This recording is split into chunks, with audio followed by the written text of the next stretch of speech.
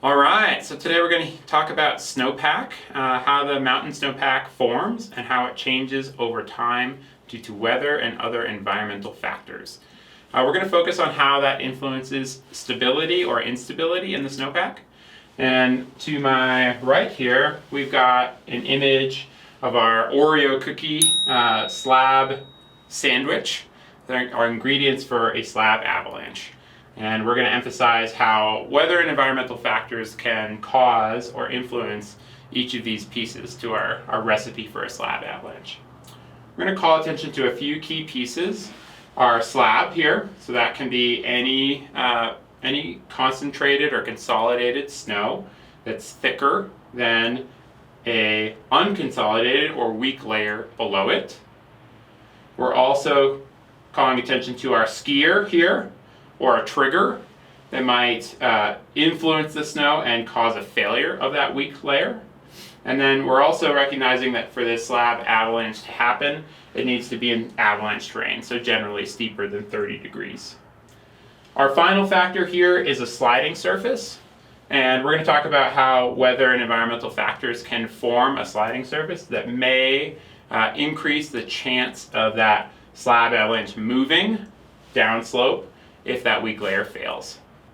So here we have a number of weather and environmental factors that can influence the development of a slab. Listed the top two here, snow and wind, as the primary factors that we see in a winter Montana snowpack. With snow, we can see wet, heavy snow falling or a large amount of snow falling in a short period of time. With wind, any amount of snow falling can be pushed by the wind, and we'll see that here in a moment, how that can really influence a much thicker amount of snowpack in the leeward side of wind, of where the wind is coming from.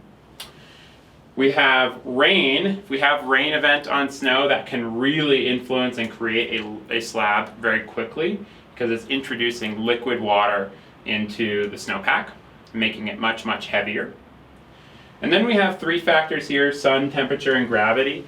Generally, these are working a little bit at a slower pace than these top three, but all of them are contributing to creating a more consolidated, heavier slab, as opposed to lighter, low-density powder. One thing to note about wind is that if we get a storm that drops about 4 inches of snow, that wind can pick up that snow from the windward side, in this case the west, and deposit all of that snow over here on the east side. And 4 inches of snow can turn into about 12 inches of slab over here on the leeward side with heavy wind loading. When we're talking about wind, we also want to reference cornices, touch back on cornices from our avalanche problems presentation. So as you might remember, cornices are formed from the wind, and in this case, again, our wind is coming from the west and depositing snow over here on the east side of this ridgeline. And we've got a cornice that overlies the actual foundation of the mountain. And then we have a lot of terms for this, but sometimes you'll hear a pillow or a pregnant pocket. This serves as a trigger point where it's getting lots of wind deposited snow just below that cornice. Last thing we'll say about cornices is that they can crack farther back than you might think. So it can fail all the way back here potentially, and it can be a really hazardous force in the mountain landscape. So next we're going to talk about the environmental factors that can cause a future sliding surface. So these are all things that are going to impact the surface of the snow, and then they only become a sliding surface when they get buried by later snowfall. So we have sun, rain, and temperature that can all melt the snow surface and then refreeze to provide a really smooth sliding surface. And then we have wind, which isn't going to be quite as smooth, but it can provide or create a very smooth wind-buffed surface. Won't be a crust, but it might be a really hard surface that can serve as a sliding surface. Last but not least, we get to talk about our weak layer formation. So weak layers can be low density snow with a heavy, high density snow that's on top of that. And then we have these three types of weak layers that are all considered persistent weak layers. And we're going to go into the formation of each of those independently here. We have depth hoar, near surface facets, and surface hoar. Okay, the first of our persistent weak layers that we're going to discuss is depth hoar. Depth hoar is a process that occurs early season, often in continental snowpacks like Colorado and sometimes Montana, where we have a large change in temperature through a small distance in the snowpack. When we get early season snows in Montana or Colorado, Wyoming, sometime around October, that snow is sitting on the ground and it's going to transition and transform over time. As soon as we have any amount of snow covering the surface of the ground, this temperature at the ground stays constant for the remainder of the winter. So we have a temperature of 0 degrees Celsius right where that snow meets the earth all season long. Our air temperature changes, and obviously so does our amount of snowfall covering the ground. In this case, our depth hoar problem, we have warm ground and relatively cold air over a short distance of snow. And what that creates is a temperature gradient, a strong temperature gradient. And I'll explain that here. The Earth is always trying to reach equilibrium. So if we have this strong temperature gradient, difference in temperature over a small distance, then we're going to have the Earth trying to equalize itself. In this case, that comes in the form of water vapor getting pushed through the snowpack. Warm air down here at the ground holds more water vapor than the cold air above. So we have warm air holding water vapor down here, getting pushed at a high gradient or a strong amount of force through that snowpack. It's essentially drying out the snowpack and changing it into a series of facets like diamonds, structures that are considered facets, or when they're large, they're considered depth hoar. Once we have these faceted crystals in the snowpack, they can act as a weak layer for weeks to months, sometimes the entire winter season. Because we have essentially a foundation of diamonds, or a great example of what depth hoar looks like or feels like is rock salt. So it does not stick together, you can't form a snowball out of it. It's a classic weak layer. And then you can imagine our whole winter snowpack falls and sits upon that. So depth hoar can become a very serious problem for avalanches in the continental snowpack. Another way to illustrate the depth hoar problem that we may face in the continental snowpack, where we have cold temperatures and a low snowfall, is to draw it on our mountain here. So if we think about our early season snowfall kind of falling and coating the mountain on all aspects throughout our landscape. And again, in Montana, this often happens around late October, around Halloween. And then we have a period of weather that might be a little bit warmer, and that snowpack is going to disappear from some of these aspects that are holding a little bit of sun. And we've set this mountain up so that it's actually fairly realistic. So these southern or western aspects, I'm just erasing that bit of snow. Anywhere that we're seeing a little bit of sunlight reflected on this mountain. So what we're left with then is snow only on the northerly aspects.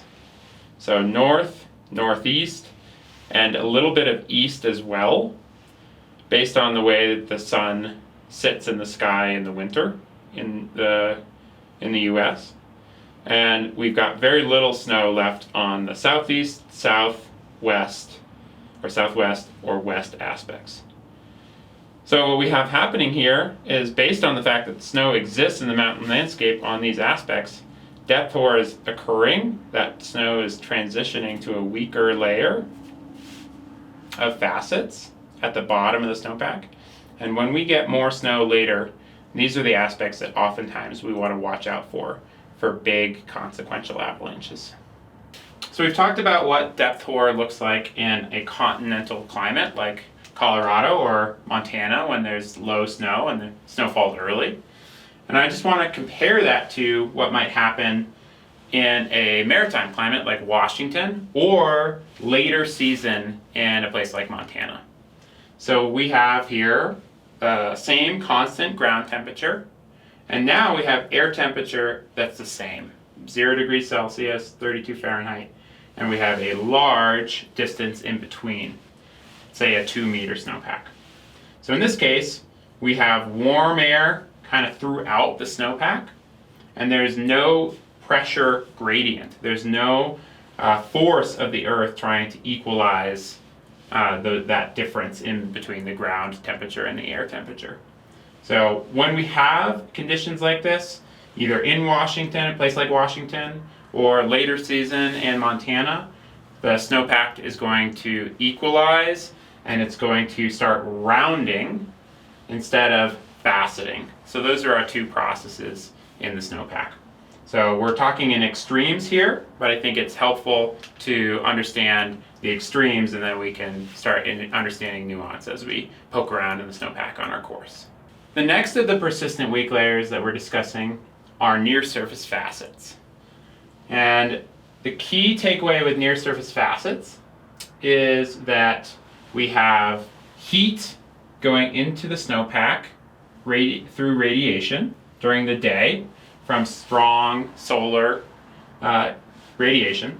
And then at night, we have that same heat leaving the snowpack and kind of getting forced through that very upper layer, just like we had at that as we were forming depth hoar. So it's a similar process of faceting through a large difference over a small amount of time, but it's happening in a different way. It's happening right at the surface of our snowpack due to warm days, cool nights, and clear skies to help draw that radiation back out of the snow. So what ends up happening is we end up having these tiny little faceted crystals all along the surface of the snow. You'll often hear this referred to as recycled powder because it dries out the snow right at the top of the surface. And it's only a problem in terms of avalanche instability when that gets buried by a subsequent slab layer. So wet storm or any sort of wind-blown snow that forms into a slab, because now it's overlying this weak layer on the surface. Our third type of persistent weak layer is called surface hoar. Again, this is happening at the surface of the snowpack. And what's actually happening here is a really cool process. It's very similar, it is actually the same as winter's dew. So if you can imagine what's happening when water droplets deposit on the grass in the summertime, or it's also the same process as when our windshields get frost on them in the winter. So we have clear skies, a very humid atmosphere, and calm winds, so this sensitive material doesn't blow away. And we have that humid atmosphere, and in this case, a cold snowpack, depositing these little ice crystals into these beautiful crystalline forms that look like little feathers. So surface hoar is really beautiful, but can also be really dangerous in the mountain snowpack. Because again, once this gets buried by a slab, it can produce very destructive avalanches. It is the weak layer that has the highest degree of shear strength. It can hold a lot of weight. But when it does fail, it acts like a house of cards, collapsing each of these trees into each other, and it can travel a long ways and be very destructive. So the key difference between these three persistent weak layers and a weak layer such as low density snow is that they can last weeks to months in the snowpack. So when you see a warning of a persistent slab avalanche, which is just a slab sitting on one of these persistent weak layers, in the forecast, be very wary and aware of how high that danger is and how long it's going to last in the snowpack. The other thing to be aware of when you're moving through the mountain landscape, if you see surface hoar or near surface facets forming, please report that. Take a photo, take a location, get a sense of where you are in terms of conditions, and send that to the forecast center, because that can be really important information as they start forecasting and tracking that weak layer once it gets buried by the snow. So when we're thinking about snowpack stability or instability, the snowpack does not becomes more unstable when there's rapid change. So here we have a list of a few major red flags. When you see one of these things happening to the snowpack or happening in the mountain landscape, it's likely to cause instability, to cause a period of dangerous avalanche conditions in the mountains. So more than 12 inches of new snow, or you may hear 1 inch of snow water equivalent, how much that snow would melt down to, about an inch of water. 10-mile-an-hour plus winds. 10 mile an hour is about enough wind to start moving that low density snow and depositing it on lee aspects. Rain in the midwinter, we already talked about that, introducing water into the snowpack. Again, part of that 1 inch of snow water equivalent. If it just rains, that's helping you gain that same weight in the snowpack. Lack of overnight freeze, you're starting to lubricate those layers and potentially cause an easier break in that weak layer between the slab.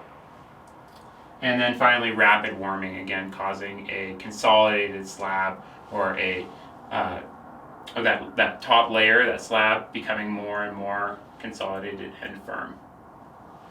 So when we see these in the mountain landscape, we want to identify them, write them down into our blue books, and report them to the Avalanche Center. Snowpack is a really interesting and complex part of moving through the backcountry in the winter. We can break it down and simplify it by focusing on elements that impact our slab avalanche problem, which is our biggest hazard from avalanches in the winter. So, are our weather or environmental hazards creating a slab? Are they creating or worsening a weak layer? Or are they creating a future sliding surface? If we focus on those key things when we're out in the backcountry, we can break down the mystique of the winter snowpack.